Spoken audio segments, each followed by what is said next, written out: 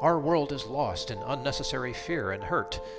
Our systems seem scientifically engineered to make you small, powerless, and always waiting for the next great leader who will fix the problems around us. Worse, we're witnessing neighbor versus neighbor while warfare breaks out around our family tables. But you have access to a spirit, a strength that enlarges and empowers you. Even better, you don't need to wait for the next big movement. You can heal the world. It's time for governance by grace. Welcome to Gracearchy with Jim Babka. Happy to be here with you guys. We got to start off with where we're at. We got to start with that. Where are we? So, hey, we're here with Dave Brisbin. So we're at the effect. Thank you, We're Dave. at the effect. We're at the effect. Yeah. We have left cause and we have arrived at effect.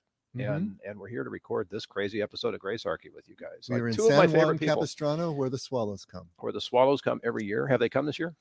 It's already over. It's over. Yeah, came, gone. Okay, that's good. Jim's joining us all the way from Ohio, right? Yeah, we're sitting. So San Juan Capistrano, we're in California. That's a long way from home. It's a little bit. Yeah, I just flew out just for this. Yes, because it's this and a important. few other dozen things. A few other Yes. dozen whirlwind things. trip. It's a whirlwind trip, but glad to be here. And I'm fascinated with the church. You're very close to the freeway here. Great location. Mhm. How did this all come to be? It was, in fact, we're going to be 16 years old tomorrow. So 16 years ago, we started out in Dana Point Harbor. And then 2 years later, we ended up at the suite right next door. It just happened that this was a place that had space and it worked for us. And we've been here most of the time since. Okay, so that's kind of like your location story, but like, what's the backstory to being here in the first place? Why the effect, first of all? Oh, okay. The genesis of the effect was that we started out as a recovery ministry. So we were working with addicts and alcoholics. And the whole idea was that we were creating a hub and a place where addicts and alcoholics could connect and be able to find their spirituality to enter into spiritual formation. So we were recovery ministry that also worshiped together on Sundays. And so the idea of the effect itself is that we are chasing the effect of God's love, not the cause of God's love. So we're not focused on theology. We're not focused on doctrine. We're focused on how that works out in our lives. And when you're working with alcoholics and addicts, you can't deal with abstract. You got to deal with the next concrete step that can be taken in order for them to get here from there. And it turns out that's the way we all function as well. And Jesus' teaching itself was all very concrete, not about theology, but about practice. You know, I'm fascinated by that because you actually have profound theological thoughts. And as you sit down and you explain in your books, you know, who you are and what your experiences have been in life. I haven't finished reading them yet, but I have started both of them. And what I see in those is actually you are thinking it's not just experience. There is like, hey, who is God? What's he up to? Why are we here the way we are? Like, yeah, there is some of that in there. Absolutely. Sure. The idea there, though, is that whatever system we use to build our theology, we're going to have to use the same system to deconstruct it and get back down to ground zero. Otherwise, it's not going to be seen as legitimate. You know, so those hermeneutical rules that we use to build theology, we're going to use the same ones. So it involves having to think through the theology completely, but then to get it back down to ground zero. Because what Jesus was teaching us was an orthopraxy, not an orthodoxy. He was trying to teach us right action. How do we live from day to day? And that's what we've been trying to recreate here. And so when you say that you're starting off with addicts and they need everything to kind of be at that concrete day-to-day level, why? What is the significance about their situation that maybe makes them a little bit more in need of that kind of attention? Oh, they're at the precipice. They're at the edge of all things. Their world is spinning. They're coming out of withdrawal. They're coming out of detox. They're right at the beginning of rebuilding their lives. And so in that kind of situation, they're not really thinking clearly about things. They just need the next step to take. And the step after that, it has to be very concrete. It has to be very one-to-one. So even when we talk about theology, we don't do it in abstraction. We always, if I'm going to bring up a theological point, it's because I can make a one-to-one correlation with how this works in daily life. It has to have that connection, or there's really no point in talking about it. But for an addict and alcoholic, or anybody who's in emotional distress, I mean, that's the way we function. Mm-hmm. That's really all our bandwidth allows us to handle. That present moment, then, just absolutely. That's what it's all about. It's not some future thing, which I get, right? But right now, if it works, practical spirituality right in this moment is what matters. Mm-hmm. Yeah. So I get this feeling, I would describe it as one of the ecstasies or joys of my life, where I do gain theological insight on something. I start to see how the bigger picture fits together. And those epiphanies, those moments of creativity or contact with something that seems to be beyond me, give me, ecstasy is the right word for it. They give me a real joy, a real burst. Yeah, yeah. That I feel like the need to share. That's the next thing that happens. But that's part of the walk and the experience too, right? Absolutely. I mean, it is a balance. Okay, it's almost never either or. It's always both and.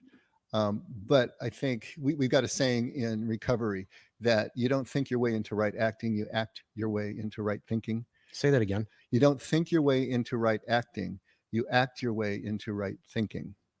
Okay. It's kind of a cognitive behavioral kind of approach, CBT. Sure, yeah. You know, the idea is that if we can change our behavioral patterns, it can also change our thought patterns. Truth of the matter is you're doing both. You can change your thought patterns that can help you change your behavioral patterns. But when you are really in those distressed moments, when you are under duress, it's really the change in behavior patterns that are going to be the most concrete that can take you through. Then you can give voice to it. You know, as you get to the other side of that crisis, then you can start to give voice to it. How do you express what happened? Now your theology starts to take flight again. And like I said, both can help each other. But where we really live our lives is in the day-to-day moments. And so really our thoughts and our concepts are the means to the end of being able to live in a relationship better. So I imagine you have some strong opinions on willpower. Sure. Share some with us. How do you want to talk about willpower? Well, it seems to me you're in a ministry.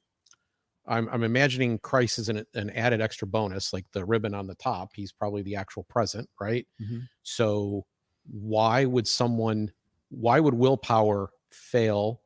Why would you bring in something like a relationship with the creator? Like work inside that space, maybe. Okay. The first step of AA is admitting that you're powerless over ...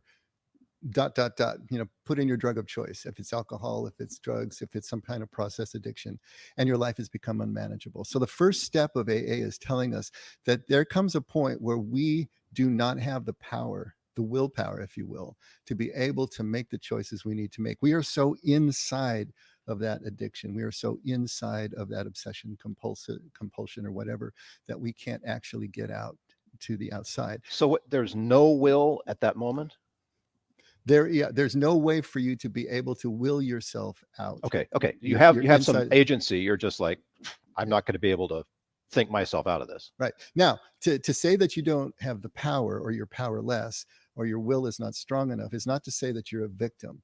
There's a difference there. Okay. My definition of a victim is someone who doesn't have a choice. You know, if you don't have a choice, you're walking along the street, the van pulls up, the masked guys come out, grab you, hog tie you. You don't have a choice. As soon as you get a hand free, now you have a choice again. Mm-hmm. What do you do with that? And so the choice we have, though, is to move to the second step, which is come to believe that there is a power greater than ourselves that can and will restore our lives to sanity. And then the third step is to give yourself to that power. So the choice that we have in that moment of powerlessness, where willpower alone isn't going to work, is to hitch our wagon to the power greater than ourselves, which then can take us out of that ditch.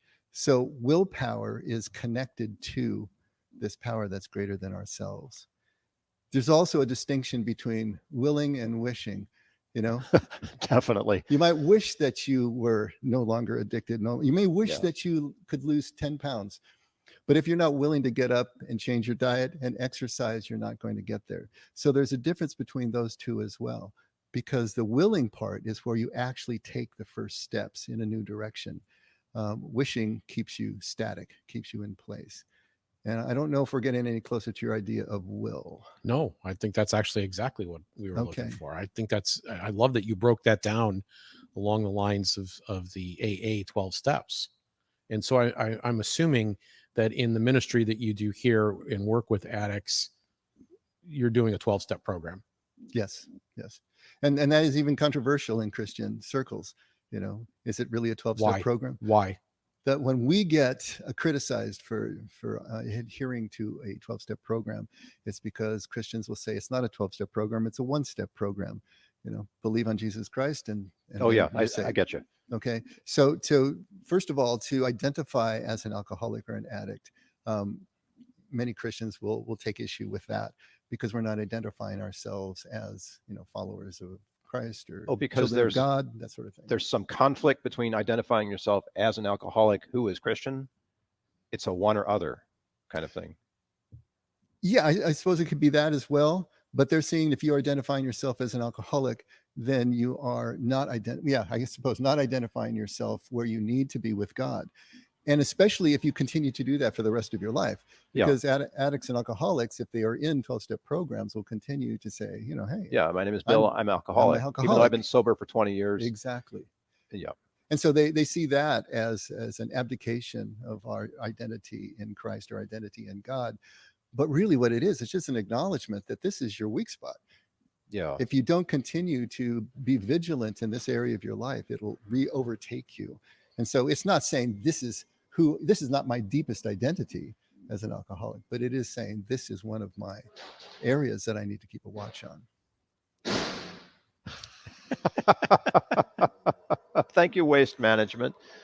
If you can hear this right now. The joys of working in the field, right? The joys of working in the field, yes. Yes. Should we just pause it a little for a second? I mean, we're going to turn off the recording. Oh, I'm just going to make a note that it's like, 11:20 or something like that in. And, what can we do? Okay. This notion of being able to embrace both.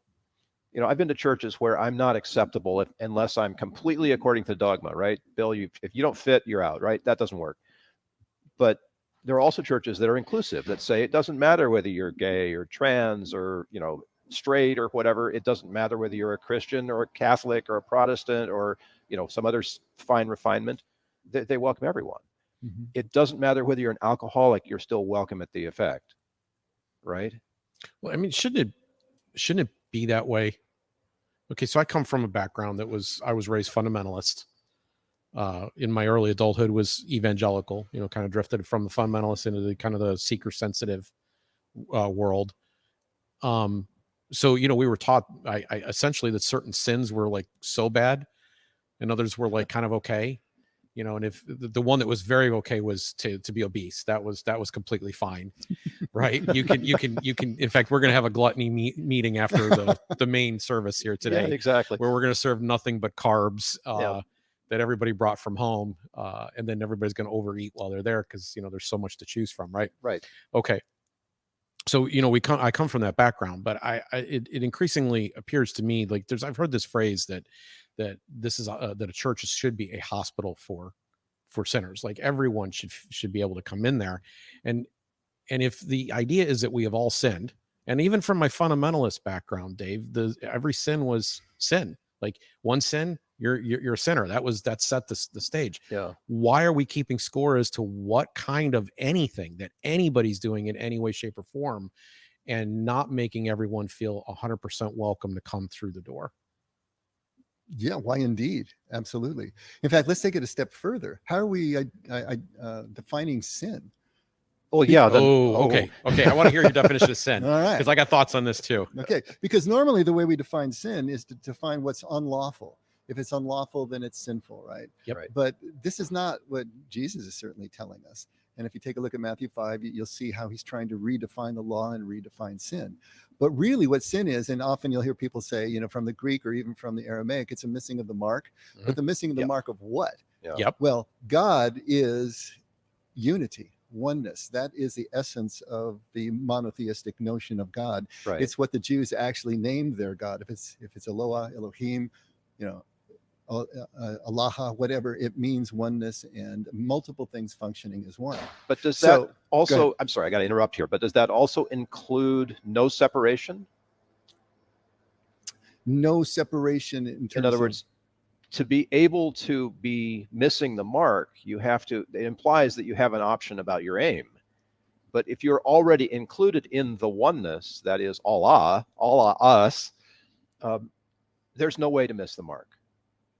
Well, certainly there is within ourselves. Oh, sure, within ourselves. Yeah, that's what I'm talking about. So if God is oneness, and if he's created a universe that basically is built on the unity of everything, then we're missing the mark if we're not part of that unity. We say, okay, I'm not going to play.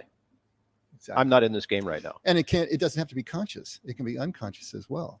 It's really our egoic minds that create the illusion of separation. The separation doesn't exist.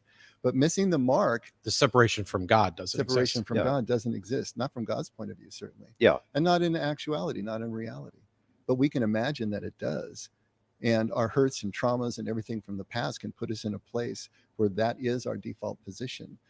So sin then becomes not unlawfulness. Sin becomes the state of being separated. And so anything that we do that leads to separation, and the notion of division is sinful, and anything that leads to greater connection is righteous. And so that's really sin, is the separation. And in fact, when Jesus comes to take away the sin of the world, that sin is singular, it's not plural. And so the idea is sin has an aggregate sense of a state of being, the ability for us to be able to see ourselves in real time, which is what kingdom is all about, living in that quality. So sin not as unlawfulness, sin not as behavior, but as what leads to separation. This will get into the ethics question, because ethics becomes situational. One of the things that we always would talk about in a group session is whether lying is always wrong. And then depending on your answer to that question, it maybe comes to what will work for society. Sometimes lying is the righteous thing to do, and it's a situational thing to do. The same action can be righteous depending on the situation of life, or it can be sinful. So I'm tracking in agreement with about 98% of this. That's pretty good. Now, because it's an interesting thing, I would have used different words than you used.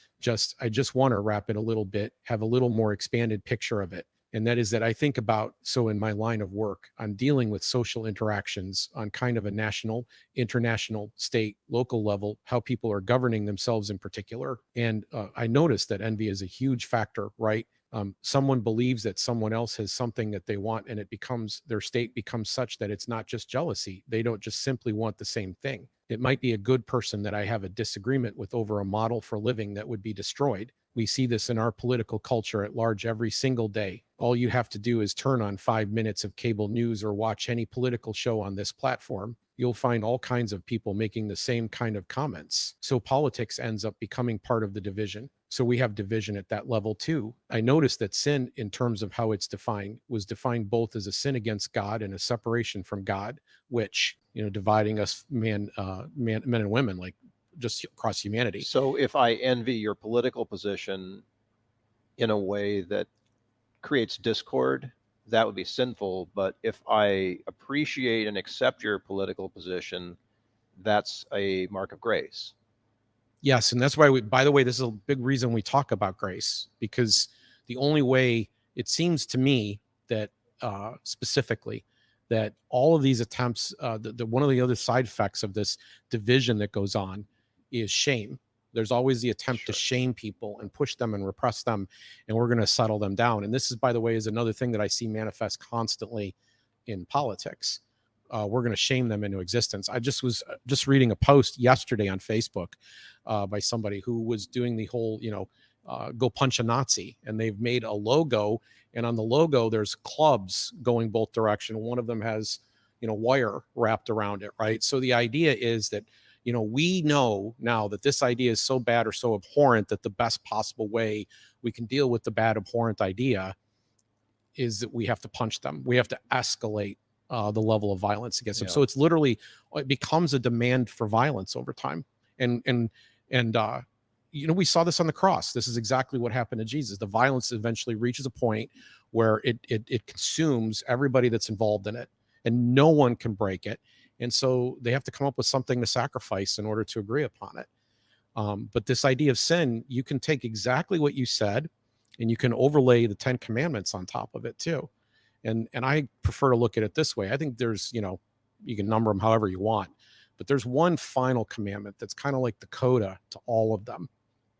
And it said, thou shalt not covet, right? All the rest of the stuff, if you read backwards up through the list, all the way up to the top, the first few deal with coveting our relationship with God, or trying to put God in some other position other than the one in which he belongs. And the rest of them have to do with coveting things or taking things from our neighbors. And so the second that what we do in sin is we are disconnected or we're broken off from God. That separation occurs. But we are standing now where? We have to find a place to stand. Yeah. We have to find a place to attach to. We have to find a place for connection. And the things we choose are those, that's what I would call idolatry. And every one of those things are going to end up failing us. So then we end up in a position now where the only way that we can get back to wholeness is to reattach to the source in the first place. And that's addressing the problem of sin. And that would be then ending sin. That would be no longer missing the mark. It would be realigning and hitting the mark, which is God. Yeah. So the gospel to me is you're sitting in the crap. You're just in the deepest, darkest part of who you are. The stuff that you wouldn't share, you wouldn't express out loud, you wouldn't tell other people. Everybody's got this stuff. They're hidden deep down, and there's shame attached to that. And a lot of people don't understand that the Eastern culture, and I'm starting to get into some of the stuff I know you deal with, Dave, with looking at not just Western Jesus, but the Eastern perspective. A lot of what happened in that story of the crucifixion is a shame story. To be hung on a cross is to be cursed. And so what Jesus did is he took that shame, and what the way I look at that is he comes down into that deepest, darkest part of us.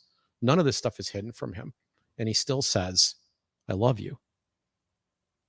And we spend our time kind of running like, no, and the light hurts. We don't want to turn to it. We flee.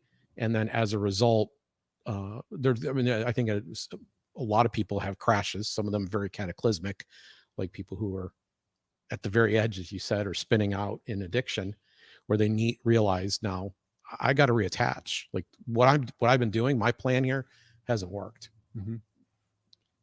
I think it's important also as we try to think this all the way through, is to think about God's will as not being a what, but a how. Because we get obsessed with the what. We want to know what we're supposed to do. What we're looking for is the risk-free life insurance policy that will give us the plan, the absolute plan, so we make no missteps and we never make a mistake and the outcome is clear. And of course, we never get that in life. We need to set this up. This is a business we can go into. We can multi-level it. It'll be great. All right, I'm sorry. That's what we always want from God. When we think of God's will, we think of this perfect plan that has all those components in place, and then we never get it. And so the question then becomes, what is God's will then? If God's will is the most important thing that we can know as human beings, and yet he's not telling us, and we got to figure it out and execute it perfectly, or our life is always less than. That's just cruel. But what turns out is that God's will is being shouted from every page of scripture and really is written into the universe, but it's a how, it's not a what. And so when in other words, I believe that God doesn't really care what we do, but he cares deeply how we do what we do. And with the right how, any what we'll do. Because with the right how, certain whats are off the table. They're always harmful. They're always going to be leading to division. Yeah, and it's important you say that, because like right away, people's minds, the first part of that, they really jump to, well, wait a minute, I can think of all the stuff. Exactly. But in terms of life choices, career and spouses and all that stuff, those are our choices. How do you make them then? Well, follow your bliss. But you don't need to be looking for God, because God's not necessarily going to answer those in ways that are objective enough for you to follow. But with the right how, with living our lives in that connection, living our lives sinlessly in the sense of the sense of unity with everything else, that is going to sanctify, if you will, the what's that we choose.